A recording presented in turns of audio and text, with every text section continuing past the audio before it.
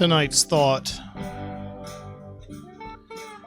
When does the American boy become the American man? I'm not sure, but I think I know where the journey began for me, and probably begins for a lot of other boys and young men. It's probably when I got my first official Boy Scout Handbook.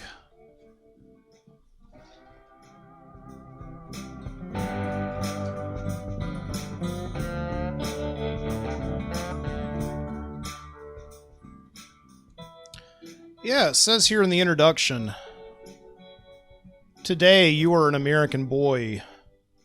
Before long, you will be an American man. It's important to America and to yourself that you become a citizen of fine character, physically strong, mentally awake, and morally straight.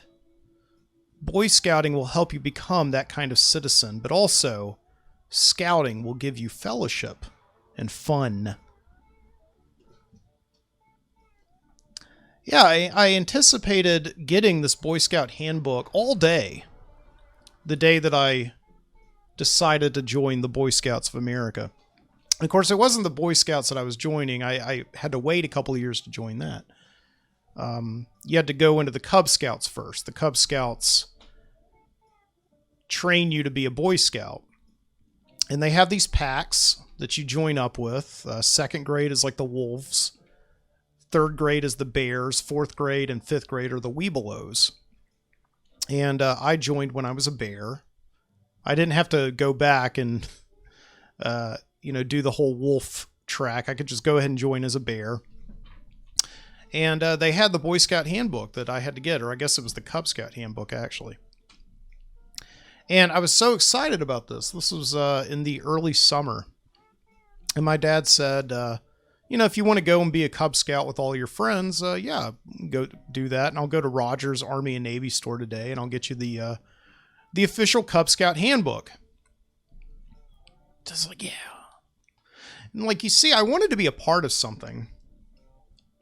So bad. All my friends were go to birthday parties, and they would talk about all the cool things they learned in Cub Scouts, how to build a fire, how to build a tent, set up a tent.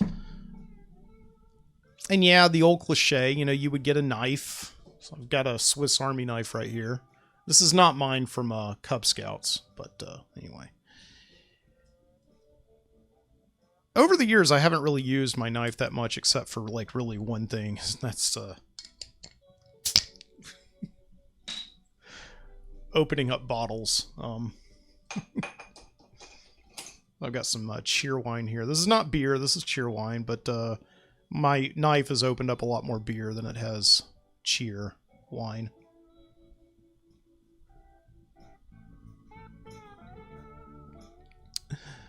And my dad came home with the Cub Scout Handbook, and I got it from him. And it portrayed a bear with a Cub Scout uniform on, walking through the woods. And leading a troop of little bears,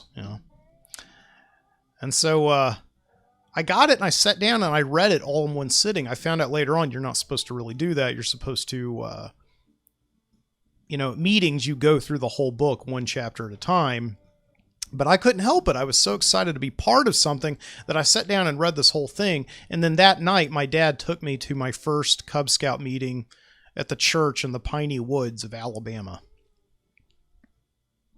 Then there, all of my hopes and my dreams were dashed while I watched some kid's dad, who was the scoutmaster, stand there at a lectern and pray over us, and he told us that we would soon be men.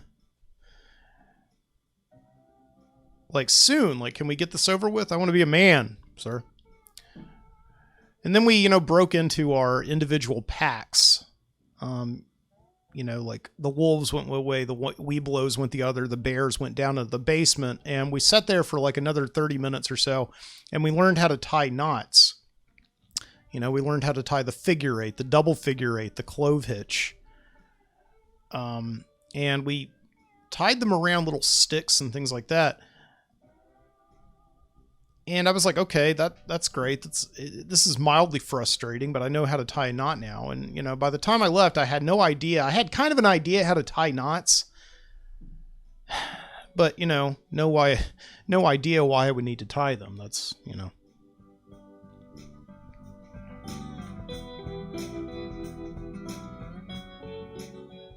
So it goes on here. Yes, it's fun to be a Boy Scout. It's fun to go hiking and camping with your best friends. To swim, to dive, to paddle a canoe, to wield an axe, to follow the footsteps of the pioneers who led the way through the wilderness. To stare into the glowing embers of a campfire and dream of the wonders of the life that is in store for you. Yeah, I went on a ton of campouts when I was with the Cub Scouts. I will say that. We went on a ton of campouts. I learned a lot of things, how to set up a tent in the wilderness, how to build a latrine and, you know, use a log to kind of hold on to while you did your business out there in the woods, right? And I remember sitting around the campfire long into the night with all my friends, not really staring into the embers of the campfire, but watching them take Coleman propane canisters and toss them against the trees to see if they would like explode on impact. Yeah, I remember that.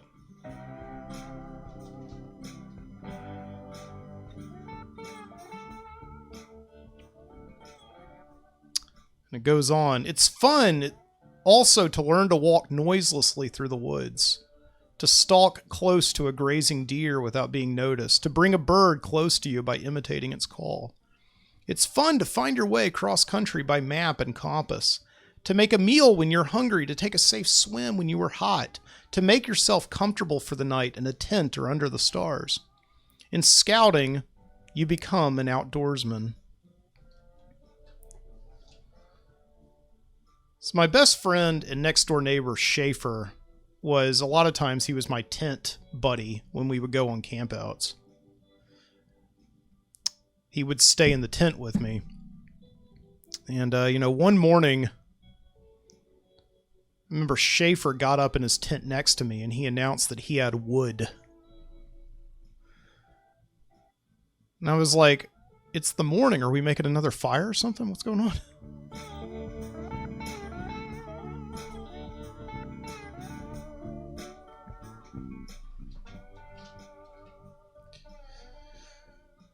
But scouting is far more than fun in the outdoors. Hiking and camping. Scouting is a way of life. Scouting is growing into responsible manhood, learning to be of service to others. The Scout Oath and the Scout Law are your guides to citizenship. They tell you what is expected of a scout. They point out your duties. The Scout motto is be prepared. Be prepared to take care of yourself and to help people in need. The Scout slogan is do a good turn daily. Together, the motto and slogan spell out your ability and your willingness to serve others.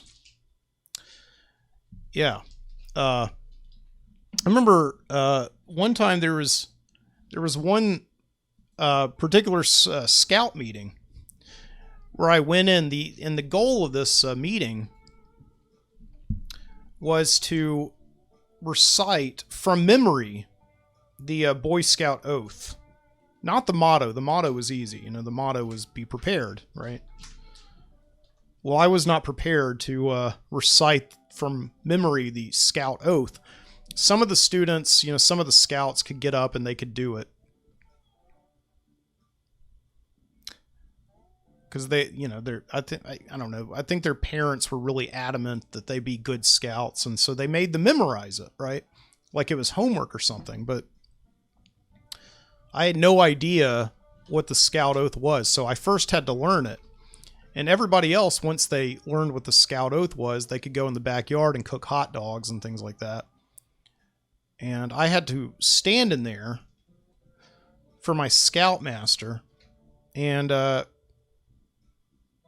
recite from memory the Scout Oath. It's on my honor, I will do my best to do my duty to God and my country, and to obey the Scout Law to help other people at all times, to keep myself physically strong, mentally awake, and morally straight. That's a lot. I was in the Boy Scouts, but I was 11 years old. And I kept on going, on my honor, I will do my God damn it. I think it's like I eventually wanted to say to the Scoutmaster, you know, like I'm Catholic, I wasn't raised Catholic. I'm not used to reciting things that outside of school. What do you want from me?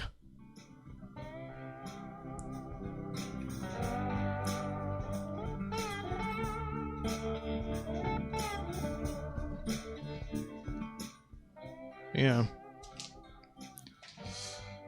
And the introduction to the Boy Scout Handbook finishes up.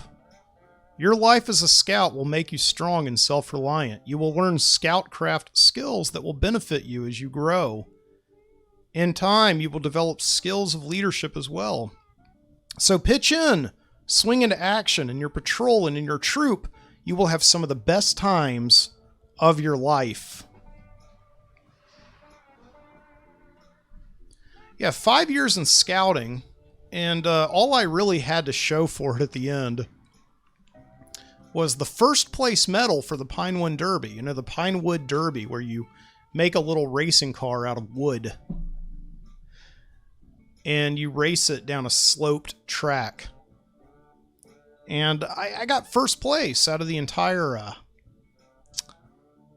Boy Scout troop. Of course, I cheated.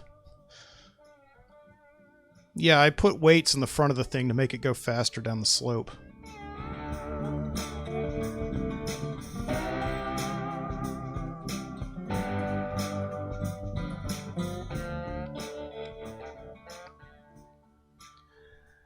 Yeah. From Birmingham, Alabama, this is the Midnight Citizen Show. Live from the studio. I'm your host, Mike Booty. Thank you so much for joining me here tonight. If you're listening live, or if you're watching later or listening later on demand, doesn't matter. Our realities have synchronized. We're all in the same place together.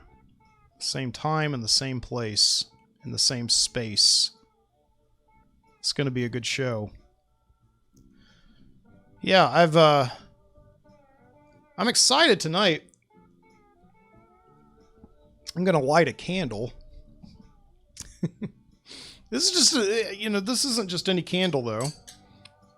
This is a Midnight Citizen limited edition candle. Limited edition, meaning there's only one of them. I only made one this week.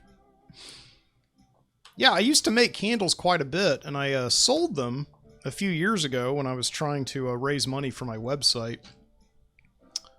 which is mikebooty.com/themidnightcitizen. You know, I raised about $10 for it by selling one or two candles, and the rest I had to pay for out of my own pocket, but that's okay. Yeah. This is a man candle, a mandel, right? Very much in keeping with what we're going to talk about tonight on the show. So this is nice little soy wax candle, scented with a kind of bourbon whiskey. Oh, I wish you could smell it. I mean, I've said it before and I'll say it again on the show. I really do wish that they would create a microphone that allowed you to transmit scents over the... Why haven't we done that yet? We're sending people to the moon. Into space. We still can't create a microphone that transmits smells. That's really stupid. Anyway. Alright, so I'm going to light this candle, and I'm actually going to light it with this Zippo lighter, which I've never used before tonight. Even though I've had it for about 18 years. This is a Zippo lighter that I got as a groomsman gift for my sister and my brother-in-law's wedding back in 2007. A Zippo lighter. It says Mr. Booty on it. And it's got a little Reservoir Dogs guy. Like Reservoir Dogs, you know, like all the guys in that movie. They wear like black suits and white ties. Or no, black suits and a white shirt. And they're all named like Mr. This, Mr. That, Mr. Blue, Mr. Blonde. You know, no Mr. Black. because everybody wants to be Mr. Black. Because it sounds cool. But yeah, he got all of his groomsmen gifts, my brother-in-law did. And we were, each got the same kind of Zippo lighter. It just had our name on it. So back then, I didn't really have much use for a Zippo lighter, so I just kind of put it in my pocket and forgot about it.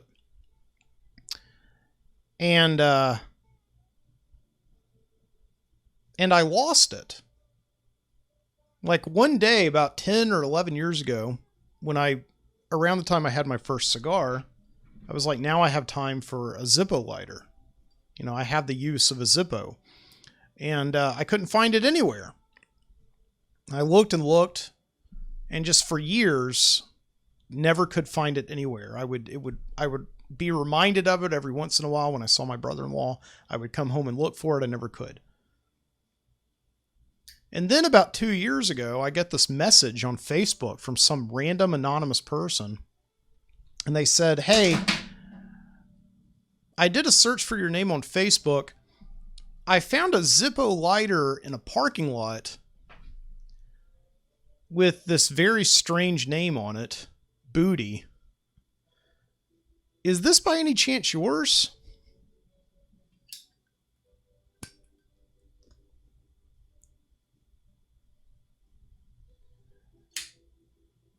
So I come home one day and she's left it for me. My apartment. And so I just put it in my cigar box for 2 years and just found it again today when I was cleaning things, and there it is. And I just lit the candle. Hopefully this whole place will smell like bourbon whiskey here pretty soon. That'd be nice.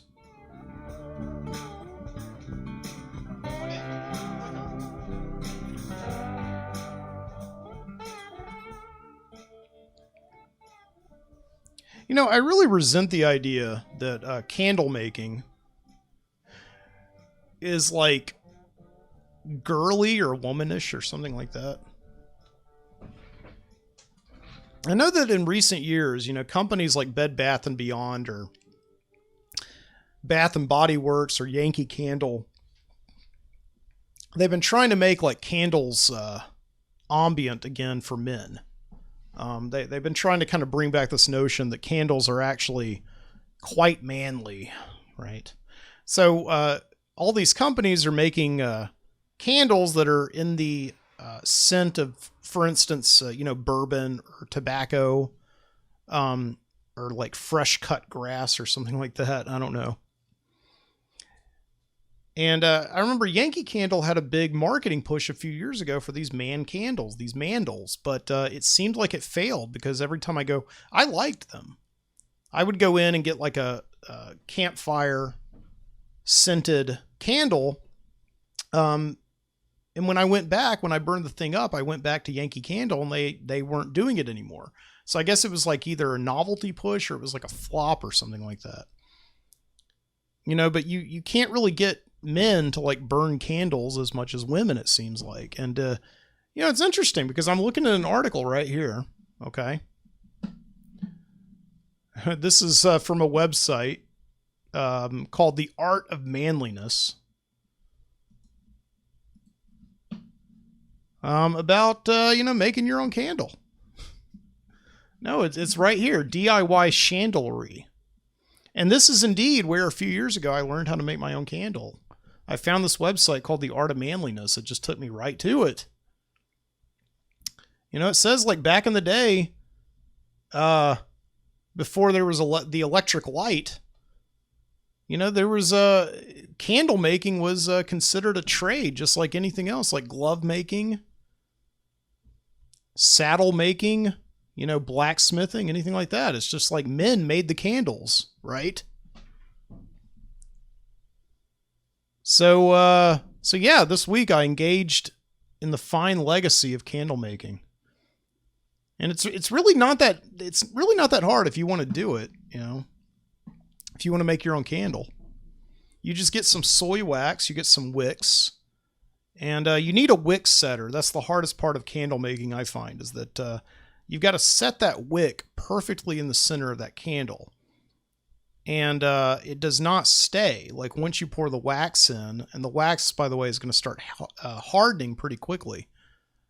The wick will start moving all over the place. So you need like a setter, to keep that wick in place so that it'll center and the candle will burn evenly. I didn't even really do it that well in this candle. Like I can already see it's kind of burning off center a little bit. And the wax is melting unevenly, but it already smells pretty good. Yeah. Yeah, it smells like it's like Maker's Mark, quite honestly. Or maybe that's just the power of suggestion. I don't know. Yeah, no, it's good stuff. And you melt the wax, you get like a double boiler, because you can't really melt wax directly in a pot. You have to get a double boiler, something that like boils the water in one pot and melts the wax in another pot sitting on top of it. And you get it, and all you got to do is just pour your scent in, and boom, you just pour the scented wax into the candle and just wait about an hour, and you got yourself a candle going, So yeah. I definitely enjoy candle making quite a bit. I gotta say. Something I enjoy doing. In fact, this week, my friend Dave and I, his girlfriend went out of town, and he had some stuff to make candles. He had some wax and all that, and we were going to go over and just like have a day where we made candles together, And I told this to my wife, and for some reason she laughed at me.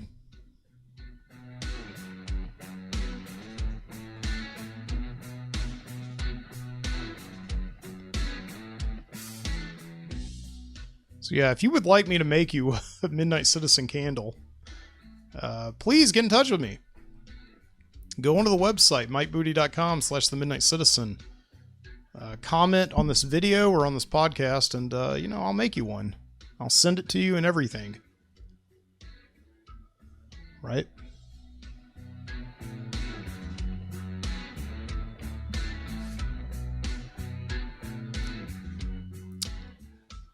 Oh yes, but there is this obsession though with being a man, right?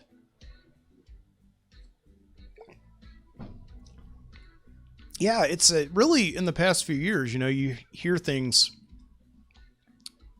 very popular notion of like having a man cave, like a place in your house where you can go and you can be a man. I don't know what you do in there.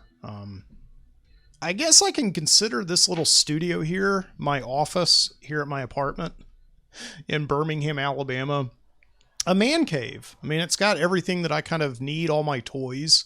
It's got my Xbox. I've got like a projector to kind of project movies. I've got my computer where I do work and I do my hobby, which is this show, this podcast here. I've got a nice chair where I can sit down and enjoy a book, right? I got my whiskey and my humidor back there. I mean, yeah, sure, this is a man cave. All right, fine. Oh, but I don't know if there's ever been like this major obsession with being a man in popular culture as there has been in the last few years. I sort of think of it as like, when I was growing up, I would observe my dad, and my dad seemed to seemed to shave every day, and he had a job. He was responsible. He was a man, right? And it seems like in recent years, there's been like a lot of demand for kind of manly products, right? That this whole thing that would sort of complete your character as a man, okay? And I don't know, it seems to almost be like this callback in the way that some of these, men, these people who are, making manly products like certain shaving soaps, like toiletry products that you can get, beard balms. You go into like the local craft store and they've got beard balm now. Certain man-flavored, man-scented soaps, okay? There seems to be this connection with kind of the early 1900s there. around the time of the Gilded Age, and indeed around the time that the Boy Scouts of America was founded. I think they were founded in 1910. And even on this website that I'm looking at right here, you know, the Art of Manliness. You know, it's got this logo up here that's got this shirtless man with kind of one of those thin mustaches and kind of black hair. And he's doing like this 1920s boxer kind of thing. He's got, one hand tucked back at his chest and the other kind of extended out in the way that those old 1920s boxers, used to get going. And all the artwork on this website is very much like old-timey artwork. Like there's this old-fashioned sketch of a guy making a candle here back in like the 1800s or whatever. Right. And yeah, so that's kind of the aesthetic of the modern man movement, is this callback to the Gilded Age, I guess, and a time when Teddy Roosevelt was president. President Theodore Roosevelt, he was president from like 1899 to 1908. I believe, I want to say. Yeah, he became president when McKinley was shot. And Theodore Roosevelt kind of came to power, and then he resigned. He only did 2 terms. At that time, it wasn't really, you didn't really have to do 2 terms. As a matter of fact, his, President Franklin Roosevelt, who was his nephew? He served 3 terms and then died. And so ever since then, we've had presidents only serve 2 terms. But anyway, that's getting beside the point. Teddy Roosevelt was thought of as kind of the prototypical man, right? Like him and maybe Ernest Hemingway a little bit later. But this idea that like Teddy Roosevelt was not only a very smart man, he was not only very intellectual and very schooled. Like it was said that Teddy Roosevelt could read like 3 books in a day. He would also sit down and write books, like he wrote entire histories of war, right? But President Roosevelt, he was also a sportsman. He would go and, like hunt bears. Of course, a lot of that has probably been mythologized. The whole idea that like the teddy bear, for instance, was named after Theodore Roosevelt, because there's this story that Teddy Roosevelt was hunting bears down south, and he saw this one bear and decided to spare its life, I think, because it was walking around with its cub and he didn't want to shoot the bear in front of its brood, right? So he was also a sympathetic man. He wasn't afraid to every once in a while express emotions, but more importantly than anything else is that he was a resolute man, right? Teddy Roosevelt was a man who just stood behind his word. He talked the talk. He wrote it, right? During the Spanish-American War, he went and recruited a bunch of cowboys, okay? And they went down to Cuba, and they became the Rough Riders, right? And, Teddy Roosevelt was a guy who basically put his entire career on the line, his family, everything, because to go and back up what he had said in the press, what he had said in the newspapers, right? That he would go down and fight. Okay. He wasn't just a guy who talked about war and then, cowered behind legislative documents. He went down and did it. Of course, we can't really have that in our president now, but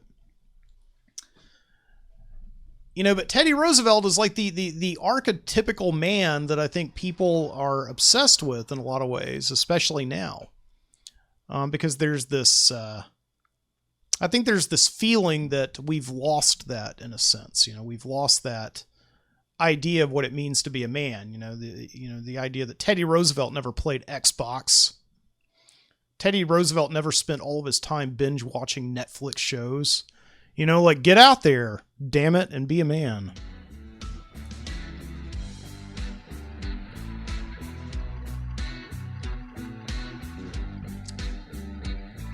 Okay.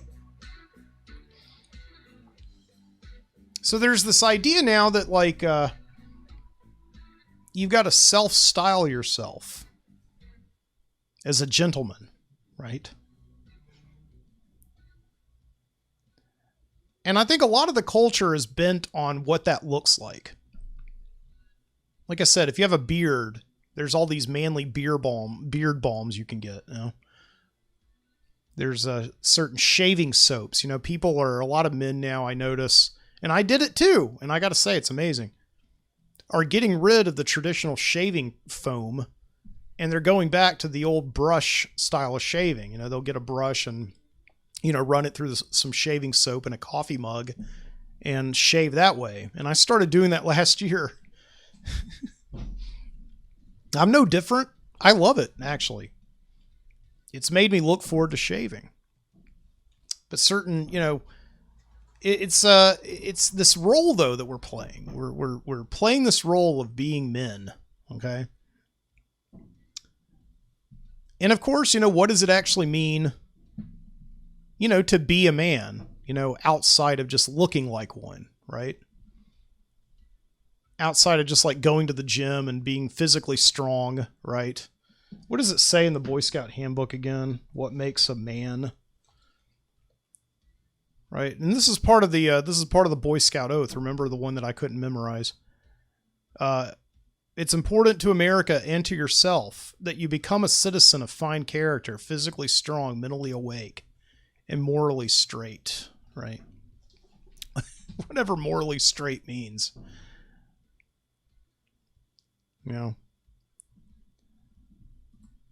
But yeah, I think there's this notion though that in order to kind of, you know, be a man, you can't just kind of live on an island. You have to be a citizen in good standing with your community. You have to be somebody who goes out there and earns and is responsible and not only takes care of their own house and their own affairs, but, you know, lends a hand to help other people out. And I think that's a great idea. I think that's really interesting. You know?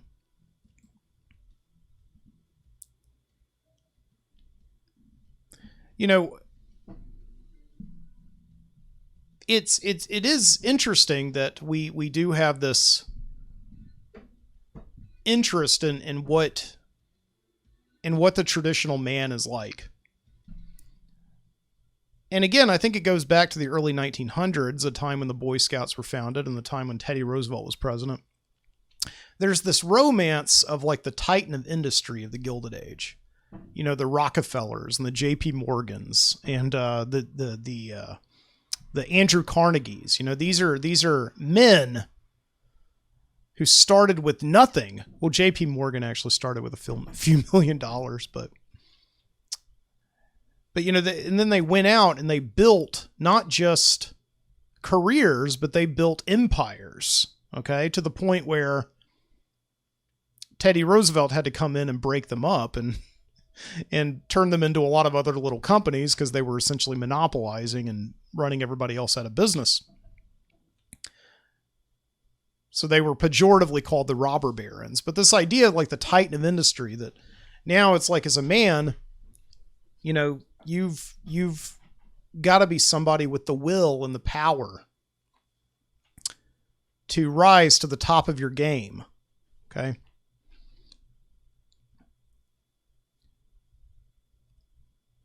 And it is kind of like, it's a bit misleading and a little ironic that there is this obsession, you know, in this romanticism of the titan of industry, because essentially that was the Gilded Age. The age of the titan of industry was the age of realism, right? That was when these people were coming in literary terms and creating massive poverty and in a lot of ways massive unemployment, and they were busting up labor unions, and it was a very, you know, kind of nasty time, really. So I guess people want to look like Andrew Carnegie and J.P. Morgan and Nelson Rockefeller, but hopefully they don't necessarily want to, you know, to be like them in a business sense.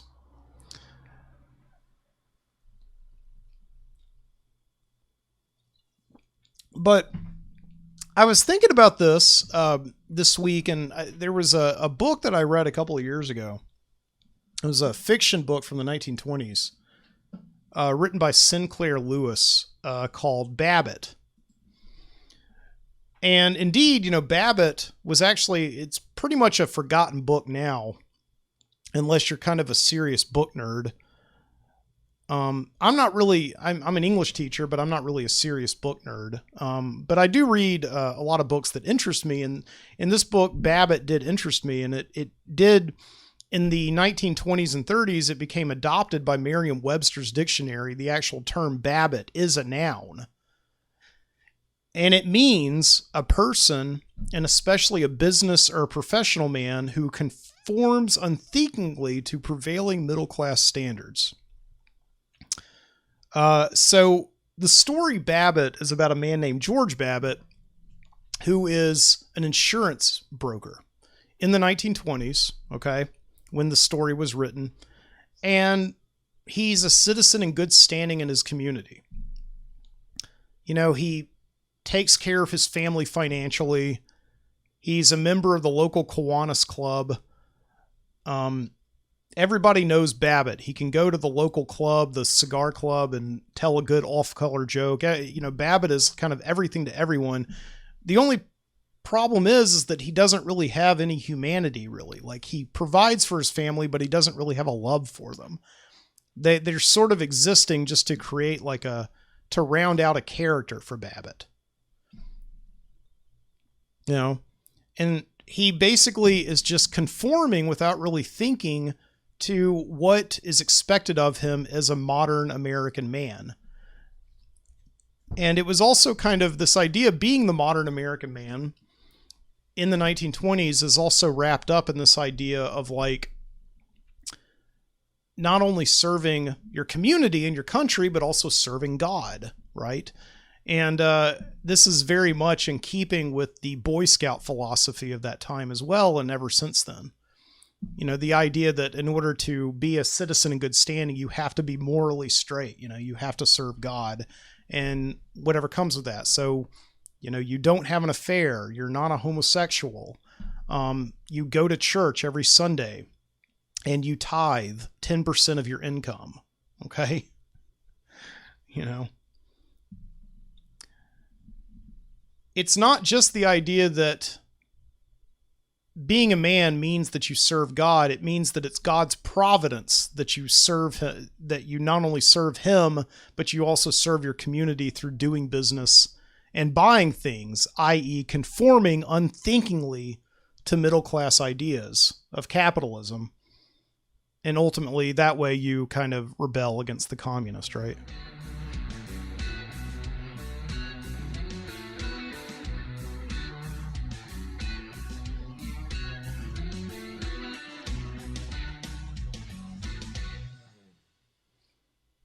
So yeah. So the Boy Scouts of America kind of keep this notion alive of like, you're not really being a man. You're just kind of playing the role of a man. You know, you're fulfilling this kind of prescribed niche within your community to be morally straight, to present the community with like a proper attitude. But it does. The Boy Scouts of America, like, and I don't want to say anything, like, I don't want to be 100% negative. It has great intentions. I did enjoy some of my time in the Boy Scouts.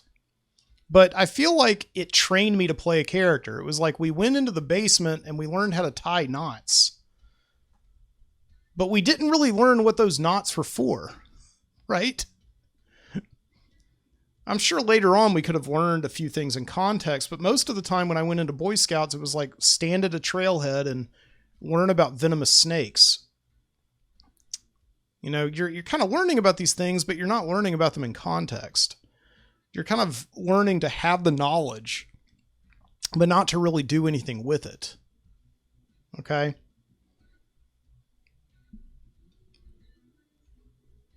And sometimes these Boy Scouts, they kind of force themselves on you. And listen, if you were a former Boy Scout, if you're an Eagle Scout, something like that, you know, I'm, you know, sorry, but,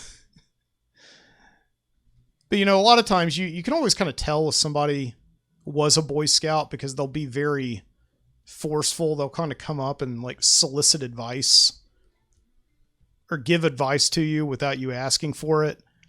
So like one time I was washing cars as part of a charity fundraiser for the school where I teach. We were trying to raise money for prom. And this guy comes up to me who I know to be a scout leader, you know, a Boy Scout dad. And he starts like telling me how to like wash the car, you know, and I said, thank you very much. And I appreciate it. I was very nice to him, but in my mind, I'm thinking like, I know how to wash cars, dude. I've been washing cars for 30 years. Right.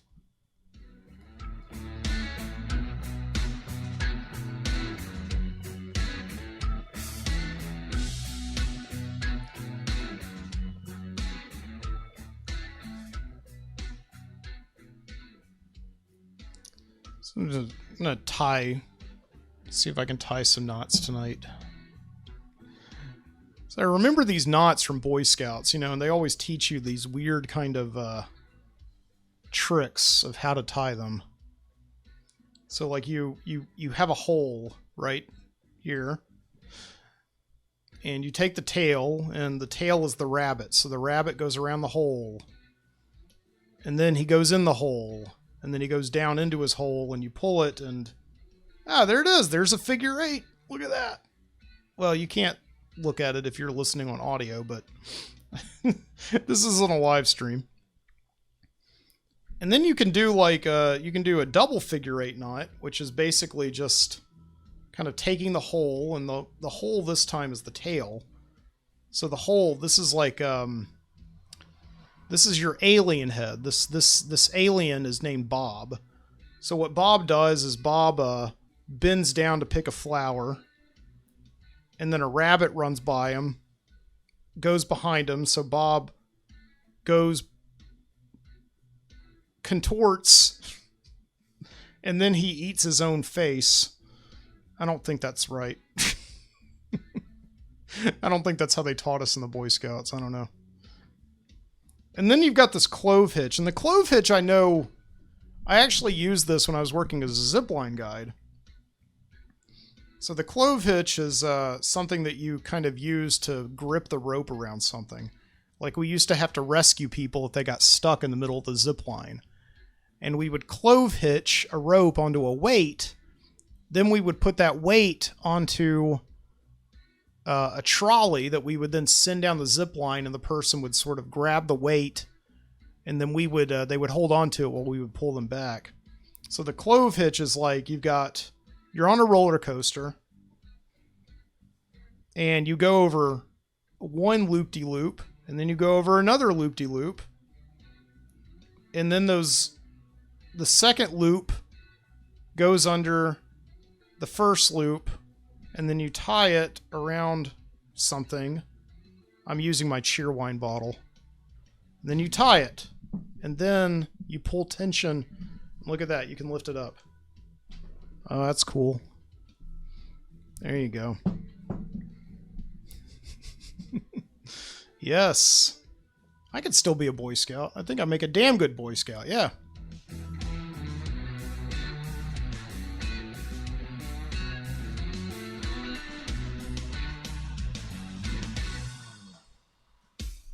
So,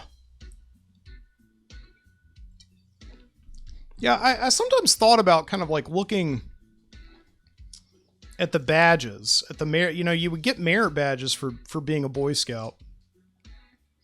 You would get like merit badges for like, for instance, writing a letter to a congressman or something. I don't know. Eventually, like the Eagle Scout, which is the highest rank in the Boy Scouts you can get, you have to do like some big project. Like we've had some kids that I teach do Eagle Scout projects for our school. Like one of them built like a gaga ball pit. One of them built like a bunch of benches. But yeah, I was always fascinated by like the badge system. The idea that it's like kind of a form of Pokemon. You know, you just try and collect them all.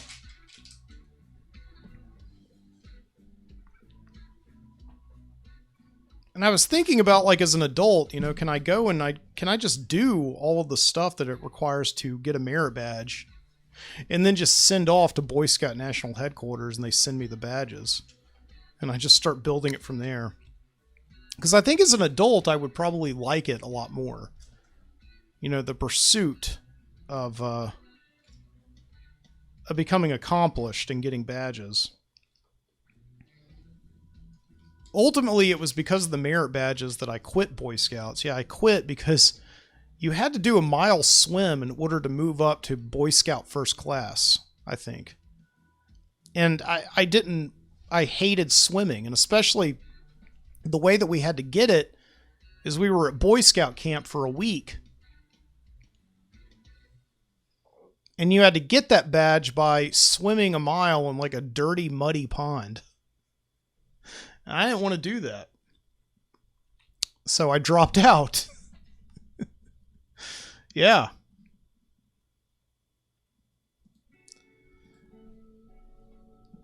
Yeah, I came home from Boy Scout camp and I never went to another meeting ever again. I guess technically I was still in Boy Scouts all the way until I was like 18 or whatever, when you can no longer be in there. I just never went to meetings, so you know.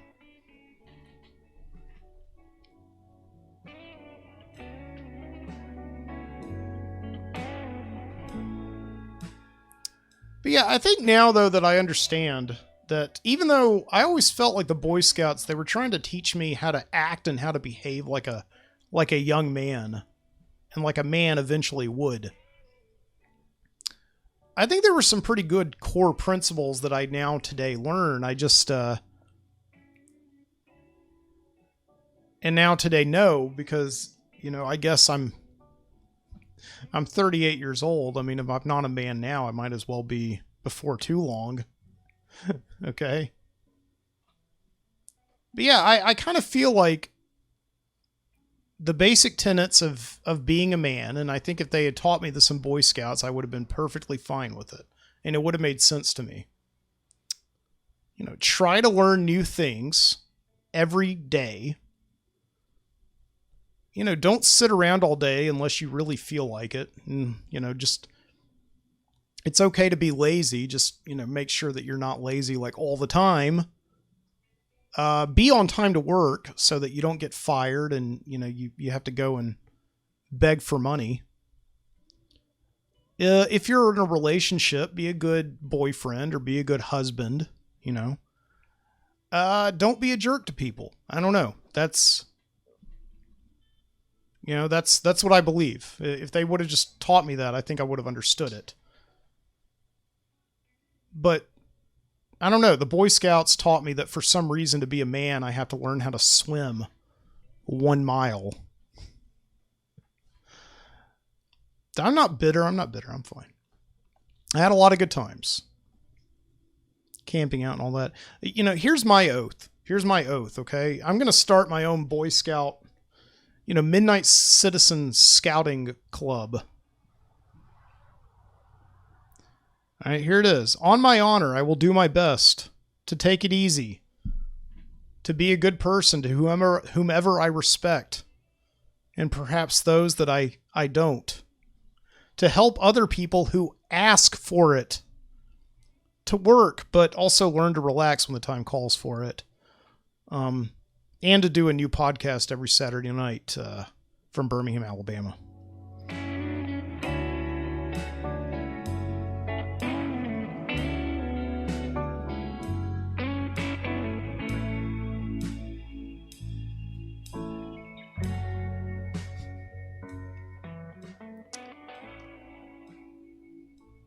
Yeah, and you know, I do a lot of things that I think my old scoutmaster would be proud of.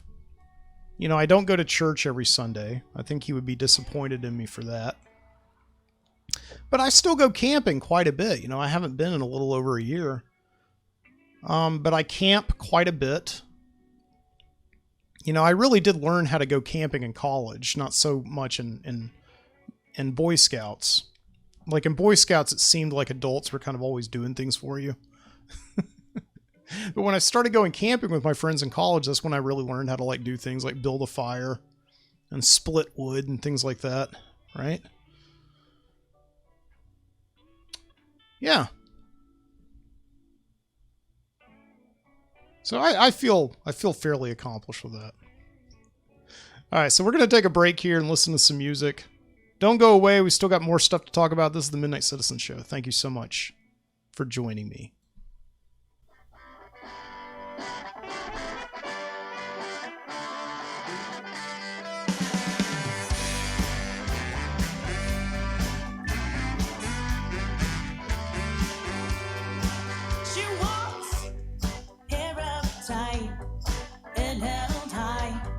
Looking so fine. She talks with her eyes. That's how it is every single night. I can tell from where I'm standing. That girl like that is too demanding. Don't she stands waiting for a man from out of town.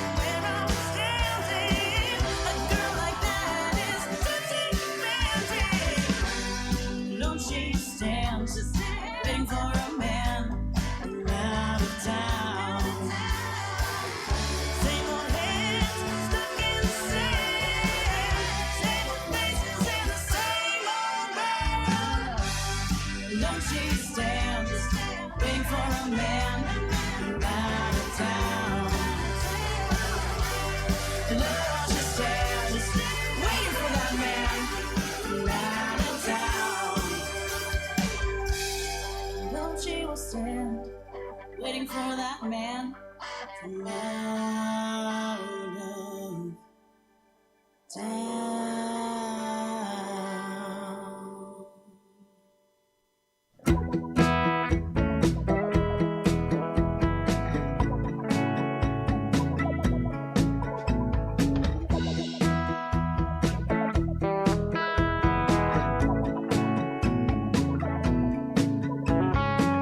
He ain't so funny, ain't got no money. Hey man turned cause he thought it was Styles Gate. He'll get us through this, but not with coldness. Hey man turned cause he thought it was Styles Gate. The haze is down to raise his ground and lay off of me. I got no sworn enemies. I got a phone book and rotary. Lay off of me. I got no sworn enemies. I got a phone book.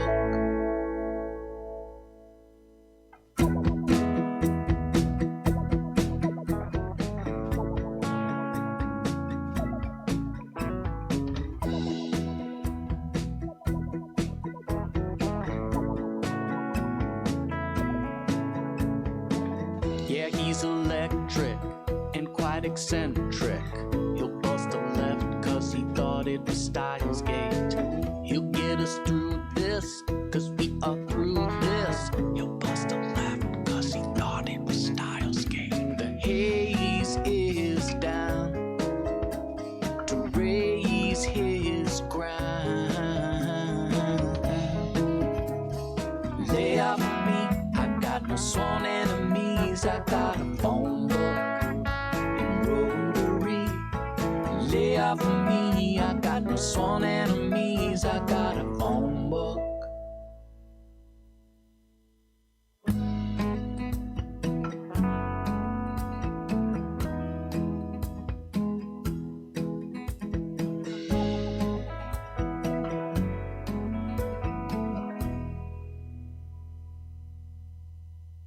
The haze is down, about to raise his ground. So lay off of me, I got no sworn enemies. I got a phone book and rotary. Lay off of me, I got no sworn enemies. I got a phone book and rotary. Lay off of me, I got no sworn enemies. I got a phone book.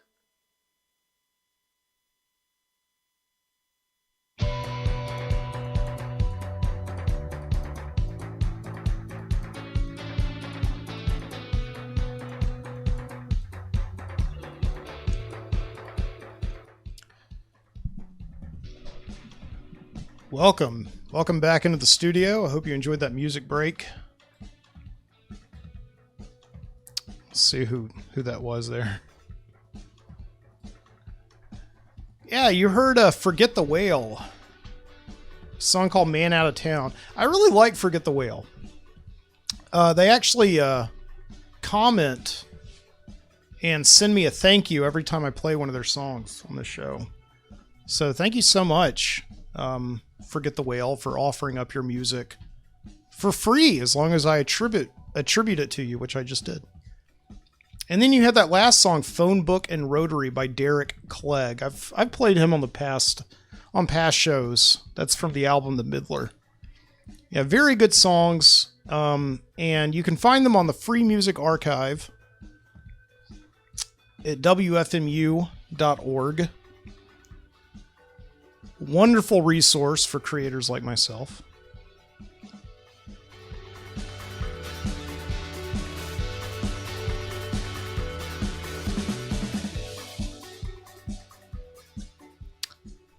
So I want to remind you that you can listen to me and watch me in multiple ways, starting with mikebooty.com/The Midnight Citizen, where you can find this show as well as every show I've done back to January of 2011. You can listen to them there. For free, obviously. I don't charge. You can also listen to me on Stitcher, Spotify. You can watch the live stream of this show with video at youtube.com/MikeBooty. You can see me do all my amazing knots that I just did, right? Tying clove hitches on my cheer line. And you can also listen to me and a lot of other amazing podcasters like me who do this type of show. Over at the Overnightscape Underground, onsug, onsug.com. An amazing place for other independent podcasters like myself. Check it out.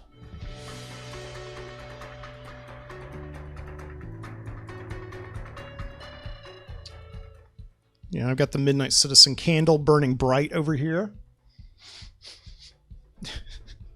The whole studio here is going to go up in flames. Hopefully not. Yeah, this is kind of a melancholy, a bittersweet time for me here. As I said, I am a high school English teacher. And it is late July, which could only mean one thing, right? Listen, I'm gonna ask all of you out there, and I'm not. It's not that I'm unappreciative I am. And all of us teachers are, okay? But when you see a teacher in the summertime, if it's before August 1st, do not ask them when school starts back again. That's all I've been getting lately from people. And I appreciate them and I value their friendships. And in some cases, their marriages. Okay? But like, we're teachers and we want to relax during the summer. And I make a personal point to not even think about school starting back until August 1st. Okay? It starts sometime in August. That's the answer I'm going to give to you.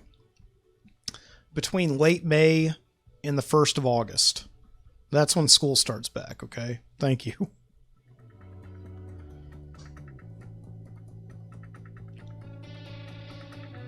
All right. But yeah, I hate that summer's coming to an end, and I just got the phone call the other day from my principal that I've been dreading. That we will be required, us teachers, whether we're vaccinated or not, and we're all vaccinated, will be required to wear masks when we go back to school in a few weeks. And I hate that so much. I mean, I've been vaccinated since February. Honestly, I mean, as soon as it was available to me, I went and got it. I drove 3 hours round trip 2 times to go get a vaccine. And still, there are 60% of the people in the state of Alabama who were eligible have not gotten vaccinated. And it just boggles my mind. I turned on the news this morning and Kay Ivey, our Republican governor, was on the national news of CBS. Just speechless. They were asking her, why don't you think Alabamians are getting the vaccine? And she's like, you tell me, I don't know. We've given them everything. We've given them free rides around the racetrack at Talladega.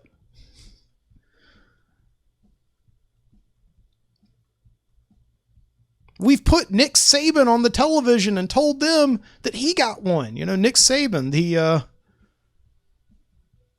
the famous coach of the Alabama football team at the University of Alabama, my alma mater. They put him on television in this massive ad campaign for people in Alabama, telling him that he got the vaccine. I mean, they would listen to Nick Saban over anybody, over Dr. Anthony Fauci, surely. And still, it only bumped up the numbers about 5%. Alabama, the state I am in, still has the record highest rate of unvaccinated people.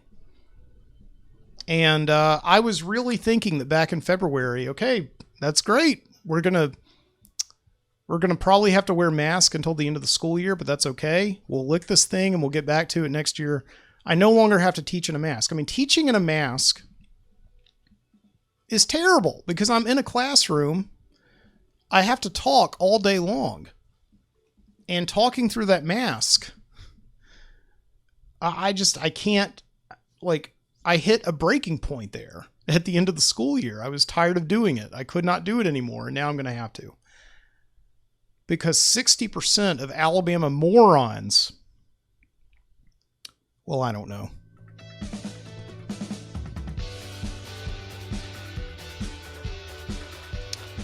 So enough of that. Yeah, speaking of high school, I just realized the other day, this is 2021. I graduated high school 20 years ago. 20 years ago, I graduated high school, When is my high school reunion going to be? Aren't we supposed to have these things? I was raised thinking that once you graduate high school, you never see anybody ever again until 10, 20, 30 years later. Right?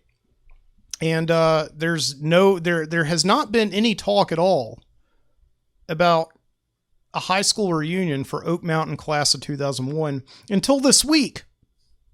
Yeah. On Facebook, here it is. I got a notification on July 21st from Lauren Martin Jones.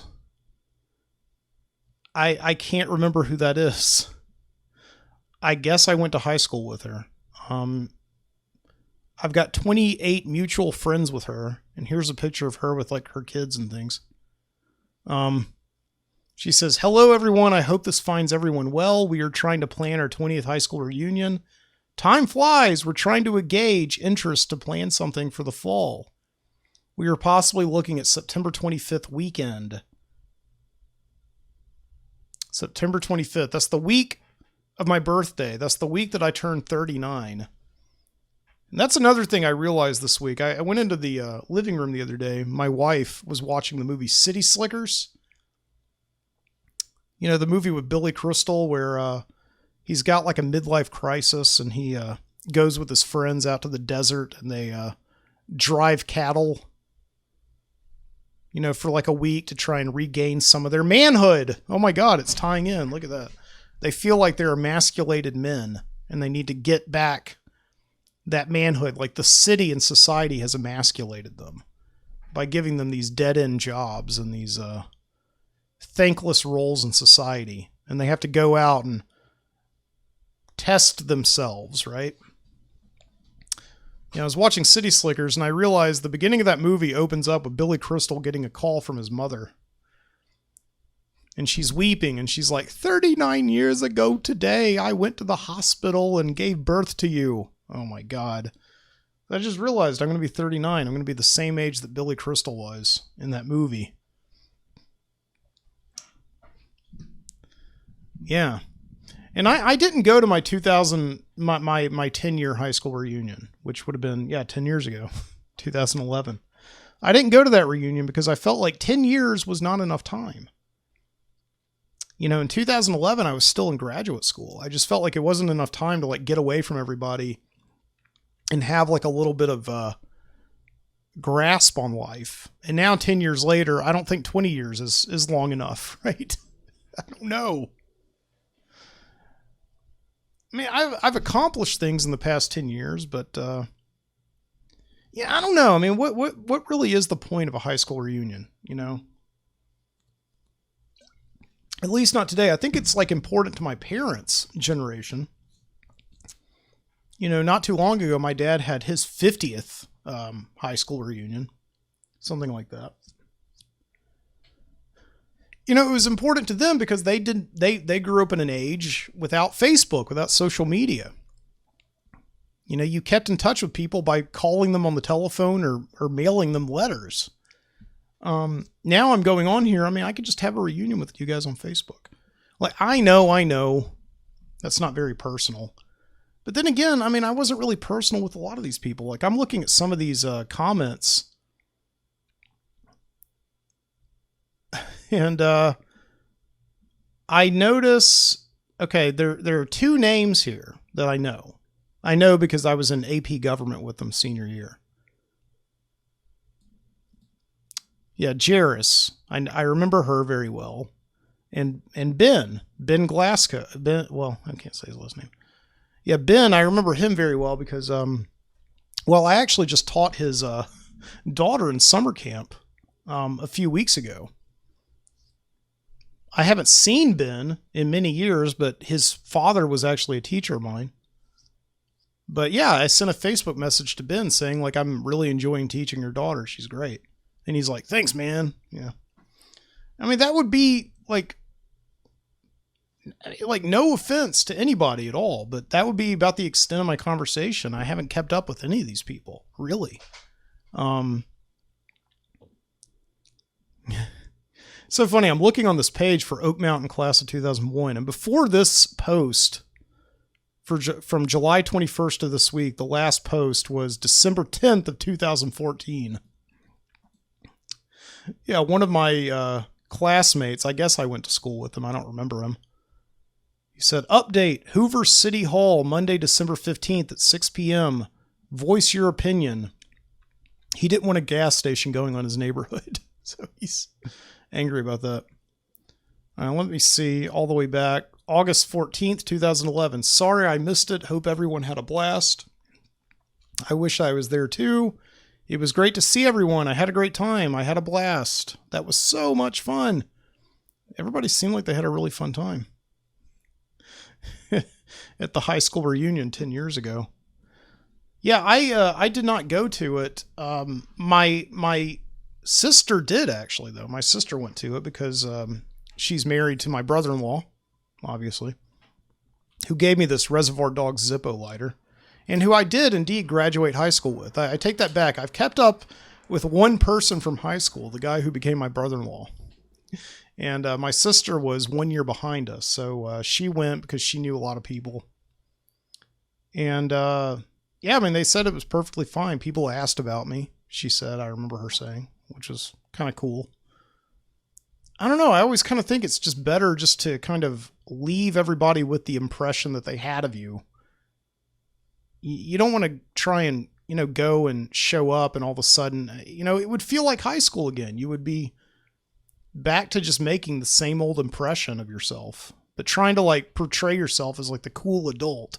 I used to be so nerdy and now I'm kind of cool, but, I don't know. I think that they, if you try to go there and portray that, they would catch on to you in a heartbeat. So.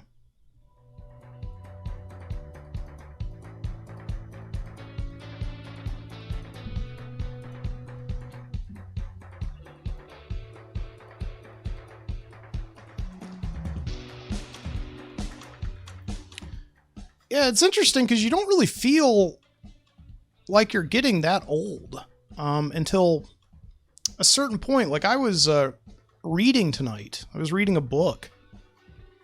And I noticed that I was having a hard time seeing the words. And I said to my wife, I'm wondering if I maybe need to take advantage of the vision insurance on my health plan and go and get my eyes checked because I don't think I'm reading as well as I used to. Yeah.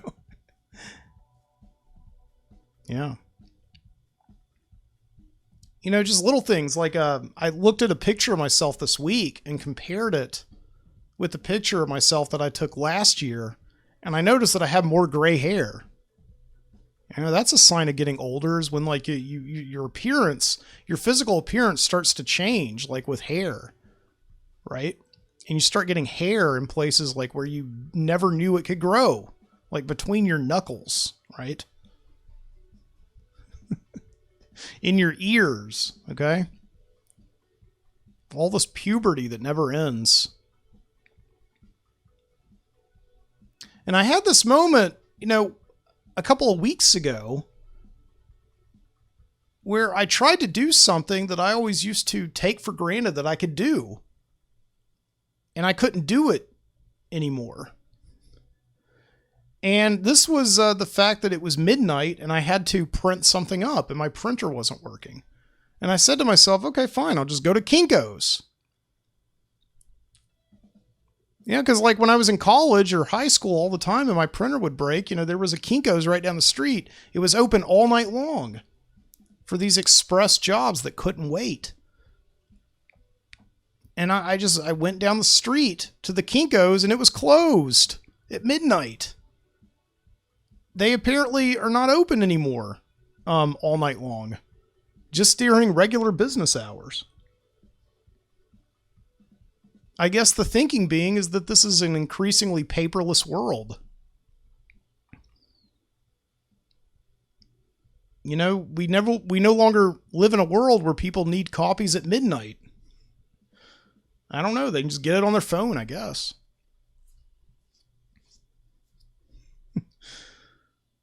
And, I had this moment also where I tried to do something. Well, I didn't try to do it, but I realized that I no longer enjoy going to Walmart.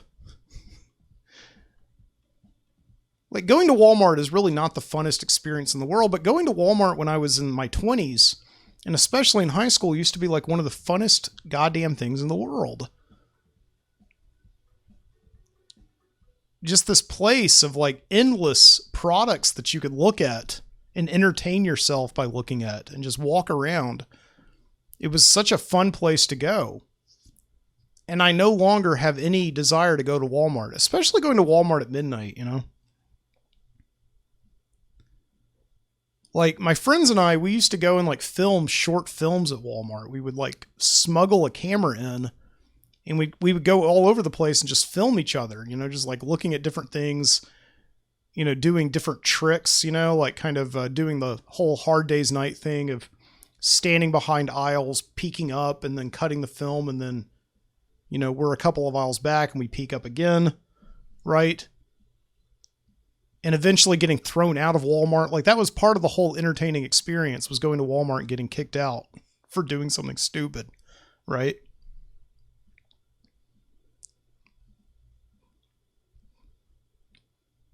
And, you know, really the last time I remember doing something like that, going to Walmart just for the entertainment value of it, was when Jessica and I were dating. It was during like our early courtship phase, if you can call it that. You know, we were just having fun going all over town doing things. And we went to the toy section at Walmart, as young couples do. And we just started like kind of taking the rubber balls out of the case, out of the cage, and kind of bouncing them around. An employee came up to us and said, you know, you're not supposed to play with those balls. And we just laughed and laughed. We got a good kick out of that. Right. And that was fun stuff, to go to Walmart just to get kicked out of it. It's part of what being young is all about. I can't do that anymore.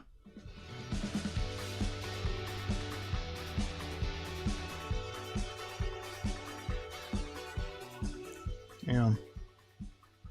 I used to love going to Walmart for like their midnight releases. You know, when I was in college, my friends and I, we were really big movie fans and video game fans, and we would always love going to Walmart at midnight because that was the only place that was open all night long where you could go and get stuff that you really wanted and you didn't want to wait until the next day.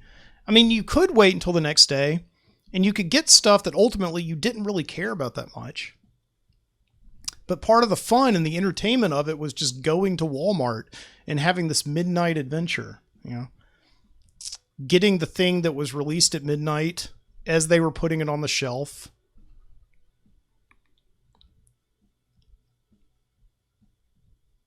And then going to the grocery section and getting like a pizza or something and maybe some beer and going home with it, right? And enjoying it. It's so much fun. And also just like them not really understanding why you're there at midnight. Like, I mean, could this guy not wait? Just having that kind of bit of miscommunication with the people who work. These like people who are very unhappy because they have to work an all-night shift at Walmart unloading these huge pallets of boxes. You know, that's kind of part of the entertainment value of it as well, because you're sort of doing something that you love and they're doing something that they hate. You know, you're kind of a brat about it. But anyway, so I remember like one time I went to Walmart at midnight because the new box set of like Friday the 13th was coming out. You know, Friday the 13th. You know, those movies with Jason Voorhees that took place at the summer camp where people are always dying at the whim of this, masked maniac. I love those movies in college so much. I still do. I still watch them from time to time. And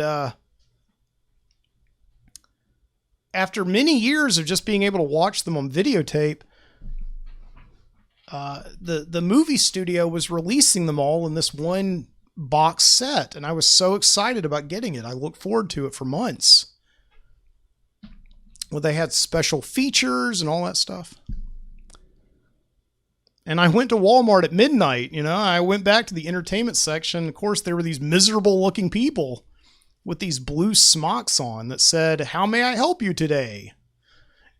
You know, in big gay letters. And I went up to the entertainment section. I didn't see the Friday the 13th had been put out on the shelf yet. And I looked at my watch and it was 11:58. I'm like, okay, 2 minutes. And it was like, when it hit midnight, I was expecting them to just magically appear on the shelves. Right? start singing like the Candyman from Willy Wonka and the Chocolate Factory or something. So midnight came and they didn't put them on the shelf. So, I went up to the guy and I was like, excuse me, sir. I'm expecting the Friday the 13th box set. It's supposed to be released at midnight, I believe. And they said, like, yeah, we haven't put it out yet. And I said, I understand, sir, but it's 12:02, and I'm waiting for it. Do you think you could go ahead and put it on the shelf?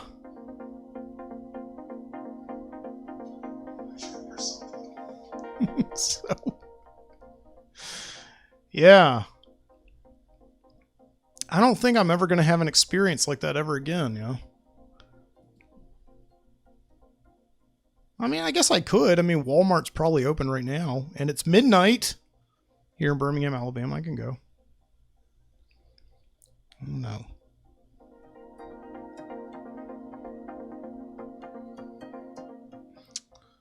Why don't we take a trip down to the Video Street video store instead? Yeah, and see what new stock they've got down there at the Video Street video store. Enjoy it. And I'll be back in a minute. This is the Midnight Citizen Show. Today, the Boy Scout Manual is the handbook for democratic youth the world over. More than 10 million copies have already been sold. It is a guide for the Boy Scout who, one night each week, assembles with his troop to reaffirm his own oath and to administer it to any new member. On my honor, I will do my best to do my duty to God and my country, and to obey the Scout law, to help other people at all times, to keep myself physically strong, mentally awake, and morally straight. Tiniest members in the Boy Scout organization are its cubs, who at the age of 9 think of themselves not as Moffats, but as grown-up Boy Scouts. The joys of cubbing are short-lived, for at 12 the cub must take upon himself more serious obligations. Every year, 300,000 young citizens, cubs who have reached the age of 12 and other recruits, become full-fledged scouts. Now the American boy finds that scouting centers around the experiences of outdoor life. In the scout scheme of character building, there is no place for regimentation, no standard pattern to which every boy must conform. But first principle of the scout movement is that the duty of the American youth is to improve his general knowledge and fit himself for the responsibilities of good citizenship. Week after week, the Explorer Scout returns home with a new sense of self-reliance and a new appreciation of the world in which he lives.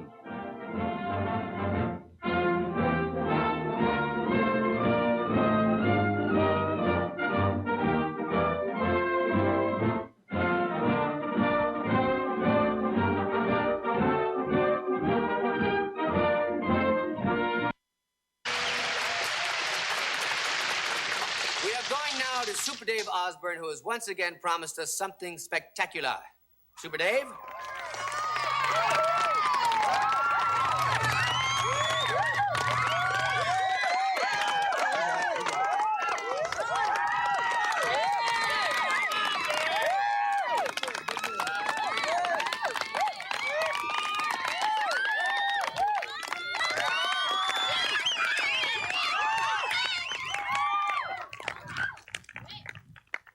Super Dave, are you almost ready for today's stunt? Yes, John, I am. And I'm getting ready for what will probably be my most spectacular stunt. Is it going to be even more impressive than when you tried to mate with a blue whale? Yes, absolutely. You know, I've been a stuntman all my life, and even though I take every precaution necessary, the thing that protects me most is my incredible sense of what's going on around me. Call it karma, call it vibes, call it ESP, call it what you will. The point is that I sense danger and react like a cat. So, how do you use that special sense this evening, Super Dave? Well, as you know, John, I've caught bullets with my teeth, but I did that stunt with my eyes open. I've developed my sensitivity to a point now where I feel confident enough to perform my stunt today with a blindfold. It's a very difficult stunt. I've never done it with a blindfold before, but God is with me, and I hope everything will work out fine. It's an extremely bright day today. As you can see, I'm squinting, but with the blindfold, that won't be a problem. So if you'll bear with me now, I'll get in position and thank you. All right, guys. Prepare the blindfold. John, what they're doing now is they're putting the blindfold on up a little higher if you can. They're putting the blindfold on so I will not be able to see anything. Louis, if you'll pass your hand in front of my eyes. Okay, I can't see anything. Okay, do you have my visor closed? No. Okay, thanks, guys. All right, now what I'm going to do, I'll have to ask for quiet from the crowd. I appreciate that this many people showed up today for this event, but I'm going to have to ask for silence because the timing of what I'm doing now is very key. Now, it's all between me and the man in the crane, and don't do anything until I say go. What they're going to try to do is crush me with an 11-ton metal...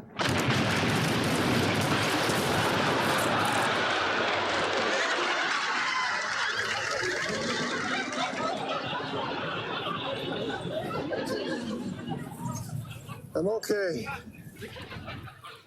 I had a problem. This is not an excuse. Super Dave doesn't make excuses.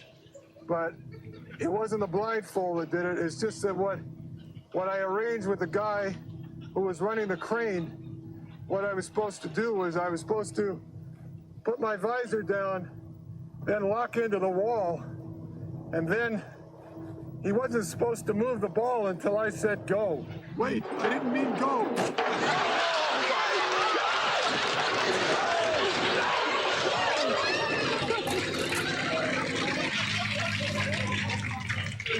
Get this off of me! You weren't supposed to do it until I told you.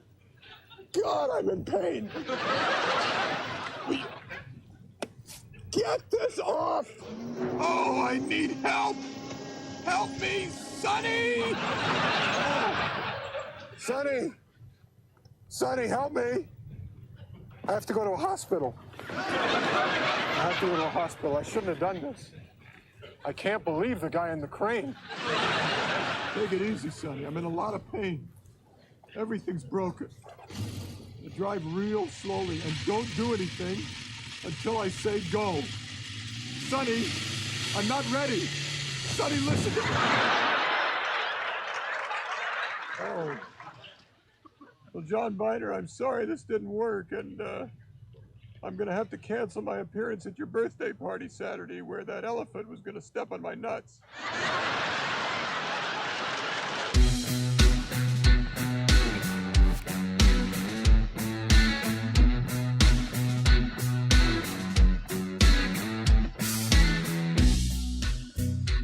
Yeah. We had a couple of back-to-back themed trip to the Midnight Citizen to the Street Video Store tonight. I would say, wouldn't you? Yeah, we had an old newsreel, of course, from the 1930s on the Boy Scouts of America. Very straight face, telling you what the... I feel like the 1930s were the golden age of the Boy Scouts of America. Because, indeed, that was the time of the Civilian Conservation Corps, those days of the Great Depression, where young men all over the country who couldn't find work, they, signed up for a job with the government and went to work building roads and campgrounds and things like that, and highways.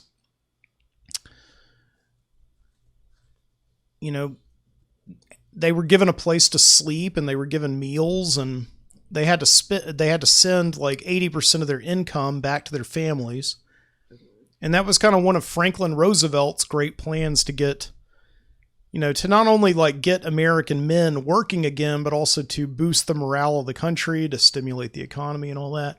And it had this double effect that when, the Japanese struck Pearl Harbor in 1941, there was like this ready army of Civilian Conservation Corps men, to go and fight because they were used to living this kind of Spartan military existence of living in big tents with lots of other guys living on a regimented schedule, right?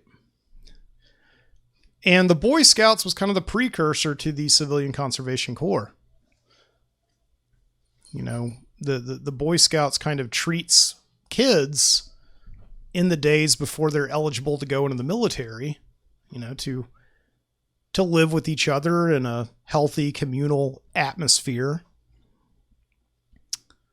you know, to eat bad food and sleep in tents and build latrines and, you know, survive, right?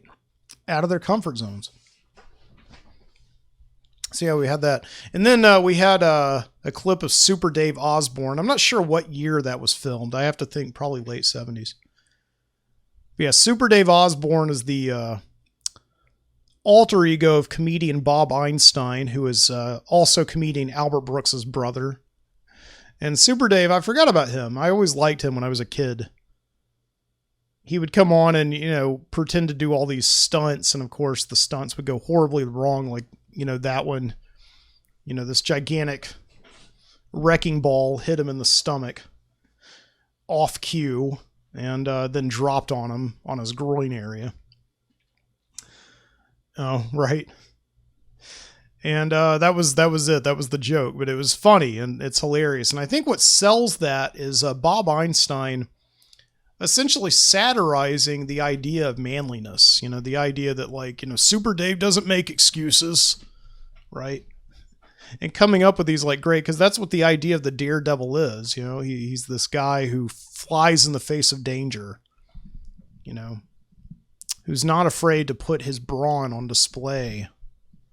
And he may get hurt, he may get maimed, he may get killed, but it's the sheer act of the bravery, right, that people respect. And Super Dave satirized that idea, this idea that, you know, of like manly pride and arrogance, right? And I love that idea. I think my favorite line from that whole segment just now that I played for you was Super Dave, this may be a stunt even more dangerous than the time you tried to mate with the blue whale, right? It was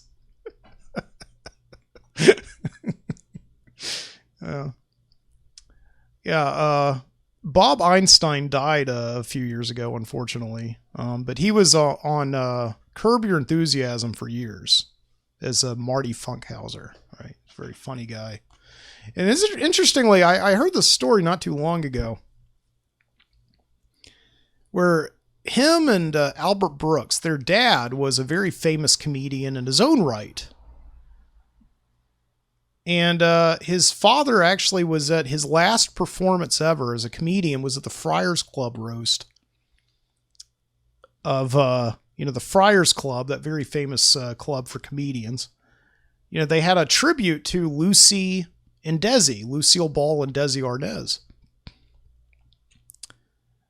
And I've heard tape of the event where, you know, Albert Brooks's father comes on stage and does all this material. He makes fun of Lucy and Desi, as they do at the Friars Club roast. And then he goes back to his seat and dies. He actually dies right after his set. It's a very legendary story in the annals of comedy. Anyway, I just thought I'd let you know that. Interesting stuff.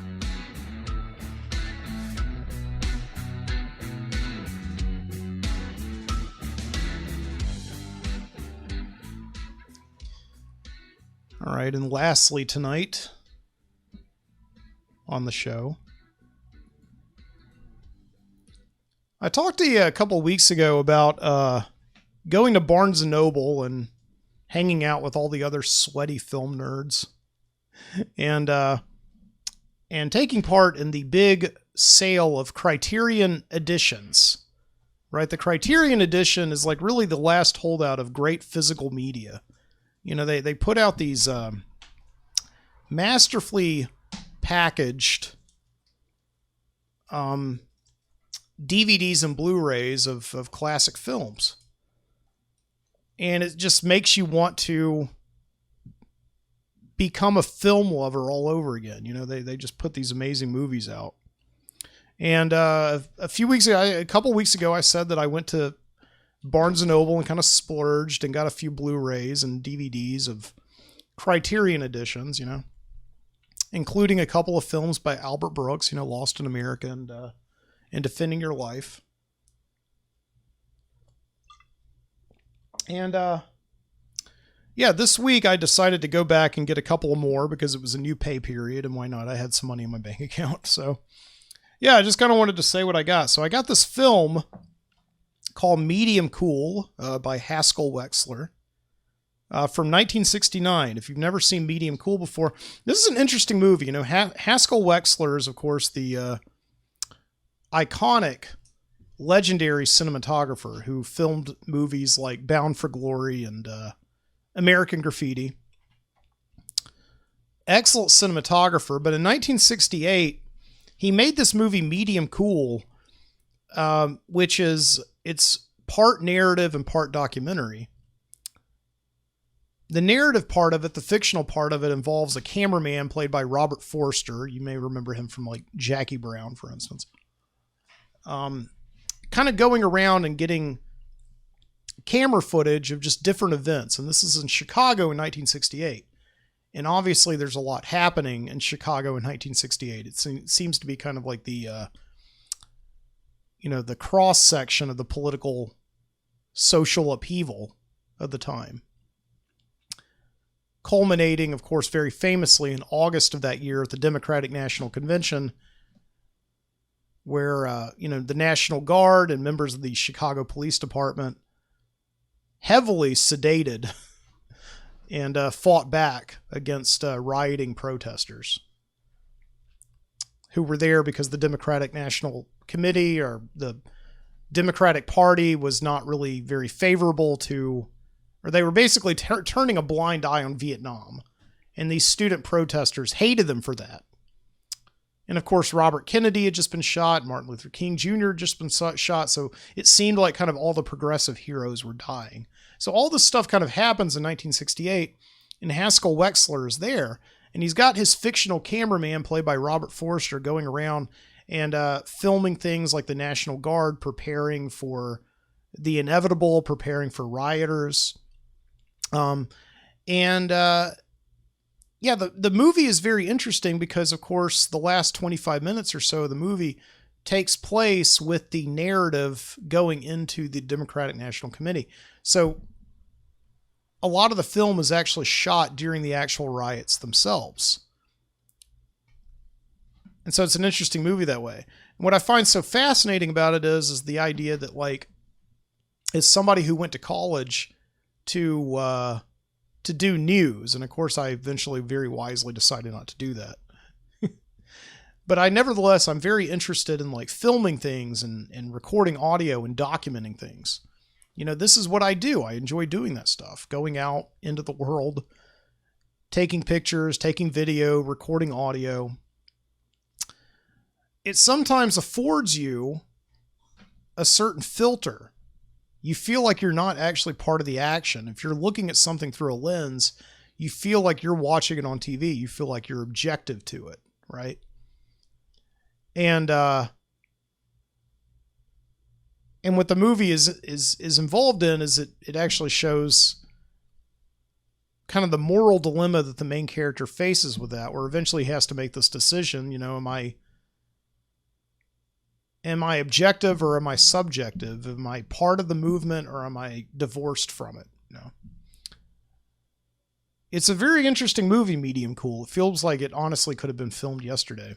So, and the other film I got, which I think actually ties in pretty well to what I've been talking about tonight, is Salesman.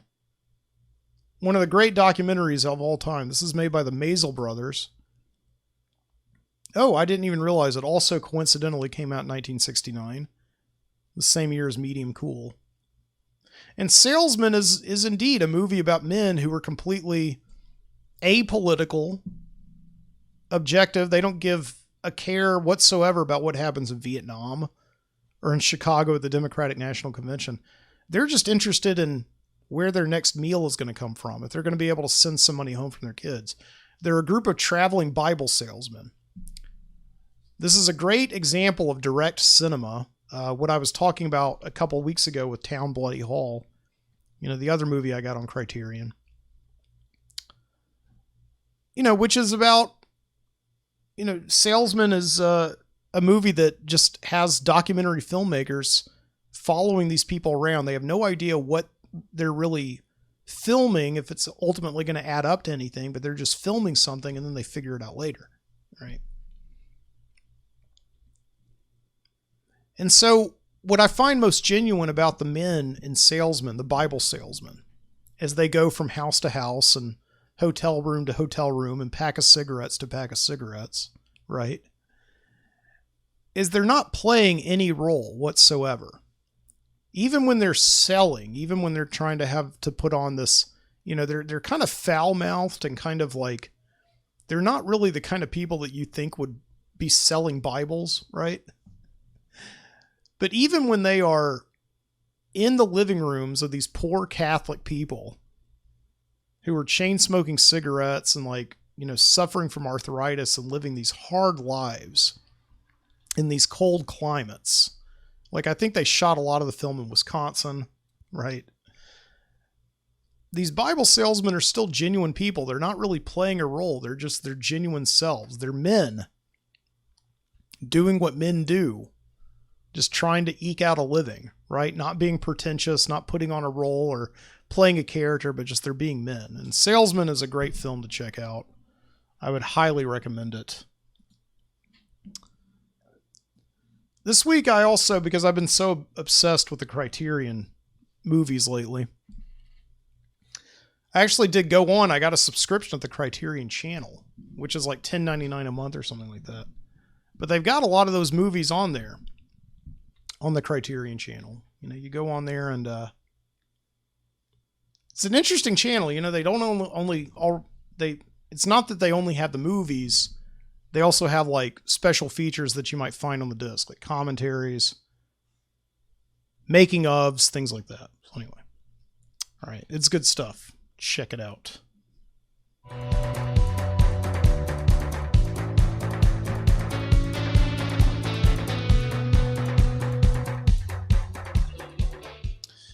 Yeah. And with that being said, thank you so much for joining me here tonight on the Midnight Citizen Show. Wherever you are, if you're listening live or in the future or in the past, maybe you're a time traveler, I don't know. Thank you so much for joining me here tonight on the Midnight Citizen Show. Please remember, once again, you can find me at mikebooty.com/The Midnight Citizen. You can also listen on iTunes, Stitcher, Spotify. The Overnightscape Underground on SUG, ONSUG.com. And you can watch a live stream of the show on youtube.com/MikeBooty. You should do it, please. Thank you so much for supporting me. Until next time, please keep your eyes open.